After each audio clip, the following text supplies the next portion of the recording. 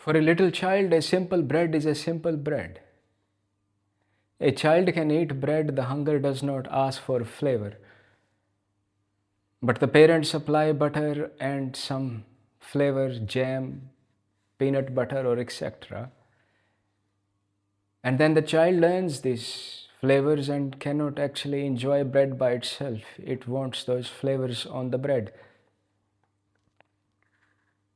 And then the later on advice changes that all this butter, the sugar you have to watch because now your arteries are closing up, your heart is actually in risk. So avoid these butter, avoid these sugars. Not only that, also these leaves of some plants that are classed healthy can cause problems in some people. They contain compound called nitrate that can cause problem for the body and the body responds. So it is not judging which food is good or bad, it is seeing that how mind creates a very simple feeding the body into a big problem. A act 24/7 is just thinking about food.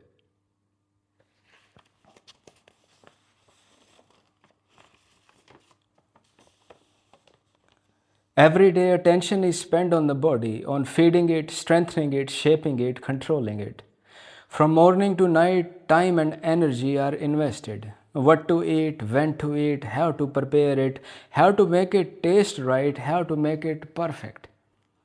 Meals are planned, calories calculated, portion measured, supplements added, nutrients balanced. Special ingredients sourced, expensive food, expensive tools are bought. Recipes learnt, food tackled, time waited. And all this effort is repeated endlessly every day. Now look closely with your intelligence. A monkey does not consult a guide. A bird does not calculate portions. A deer does not plan flavor. They eat what is available, what nourishes, what satisfies. Life provides, nature provides, no recipe, no calculation, no technique. Even simple food, a banana, some seeds, a slice of bread, an avocado, can be picked up and eaten without any preparation, measurement, or calculation. Nature provides all that is required. Nutrition does not demand effort, it is the mind that creates effort. The mind invites rules, this at that time, that at that time. This quantity, that portion, this combination, that flavor, protein, carbohydrates, minerals, etc. And soon the feeding becomes a task, a project, a discipline to be perfected, a machine to be upgraded, a balloon to be inflamed, then deflated, then pumped again. The effort grows. The desire grows, the attention is bound, food becomes identity. I eat this, I eat that, I am this size, I am that shape. The mind measures itself against its own projections. Strength is sought, shape is sought, flavor is sought, control is sought, all in the name of health, fitness, longevity. And yet, the body in its simplest function requires very little. Nutrition is available everywhere. Effort is optional. Hunger does not demand precision. Hunger does not demand flavor. Hunger does not demand perfection. It simply asks to be fed. The attachment, the habit, the taste, the timing, these are mind-made. All other beings eat without ceremony, without calculation, without attention stolen away from what is. The body does not ask for supplementation. The body does not need enhancement.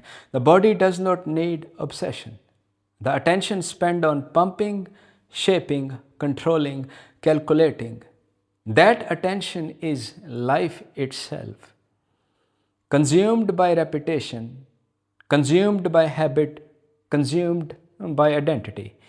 Even if the body is perfectly nourished, even if every need is met, even if the most perfect precise, abundant nutrition is consumed, the life of the mind remains as it was.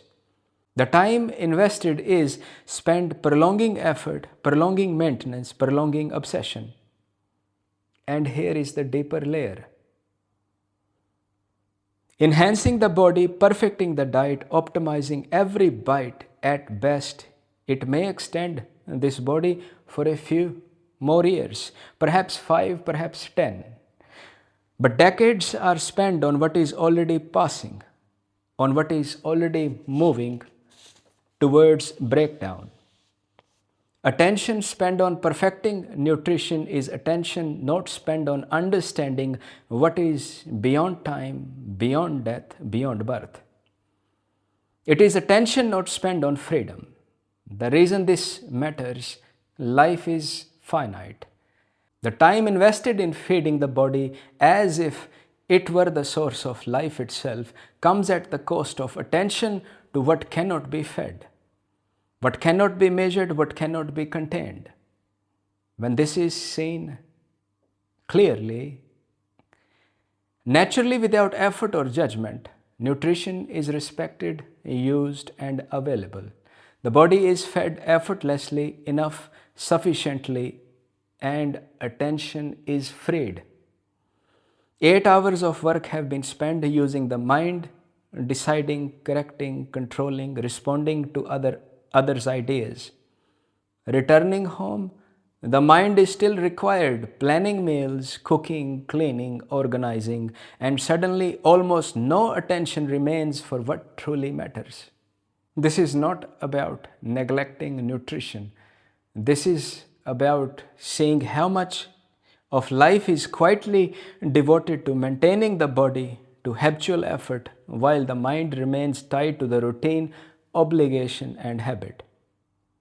Some of this habit can be minimized, some of this effort can be minimized, not by force but by choice, by seeing clearly which actions are essential and which are only patterns the mind has built over time.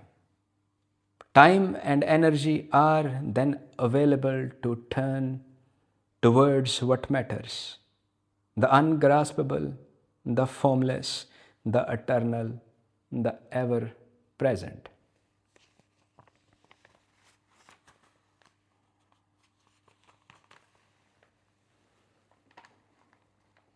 Not anyone's fault. That is how mind sees things growing up, and that's how mind behaves. Mom and dad are seen always preparing in the morning. My child, you need this much, that much, this is right, this is wrong. Then evening, then night, then in between, what is right, what is wrong. So you have no way of knowing that this is unnecessary and it is actually consuming your attention for a simple act which does not require more time than 5-10 minutes. 2 pieces of bread, avocado, a banana, and few almonds. If you calculate the even cost, it might cost $4. Not even that, 2 pieces of bread out of the whole loaf, few. And you can eat it, and no doctor will tell you that it is not healthy nutrition. So it is not about what is healthy, what is nutrition. That is not the pointed here. It is living effortlessly so that you can be freed from all these unnecessary things. So you can really investigate into what actually is. Unless you have time, you can't do it. Because the moment you come home, there are other things waiting.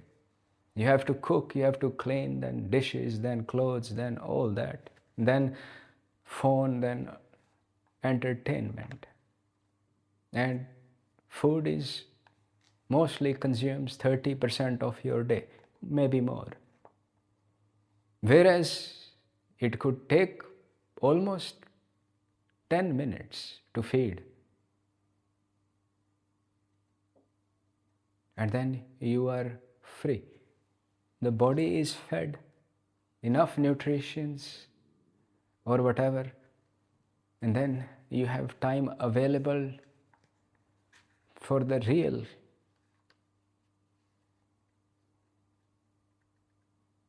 And only when you have time, when you are free from all these notions, it is possible. Otherwise, it is not possible. And unless you know that all this is just habitual picked up, there is no way to break free from it. You can see it. You don't believe anything you hear. As soon as you believe something, that is the whole point. Don't believe anything what you have been told. Use your own intelligence. And once you start using your intelligence, you will leave all the notions and the clarity will start now coming. It is like cup is full of misunderstanding. Now the cup is getting emptied and the clarity is now getting full in the glass, in your what is called buddhi, or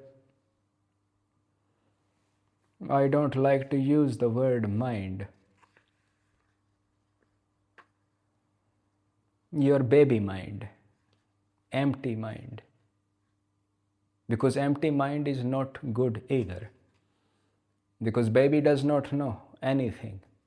Now it knows a lot of things. Now it needs to know what are these things where I'm lost.